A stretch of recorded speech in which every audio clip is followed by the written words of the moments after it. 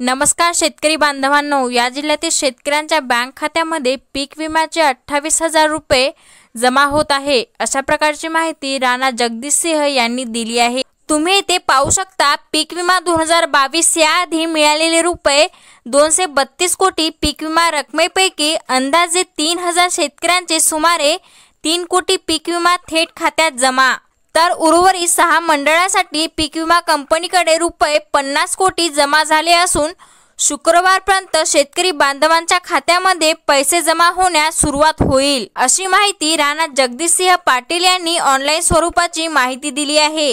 होय मित्रांनो, ज्या शेतकऱ्यांना अजूनपर्यंत पीक विम्याची उर्वरित रक्कम मिळालेली नाही, अशा शेतकऱ्यांना येत्या शुक्रवारपर्यंत विम्याची रक्कम त्यांच्या बँक खात्यात जमा होणार आहे। मित्रांनो, धाराशिव जिल्ह्याच्या पाठोपाठ आता राज्यातील सर्व जिल्ह्यातील शेतकऱ्यांच्या बँक खात्यामध्ये विम्याचे पैसे जमा होणार आहे। शेतकऱ्यांसाठी अतिशय आनंदाची अशी बातमी होती। अशाच प्रकारच्या ताज्या अपडेट माहिती पाहण्यासाठी आपल्या चॅनलला आता सबस्क्राइब करा। धन्यवाद।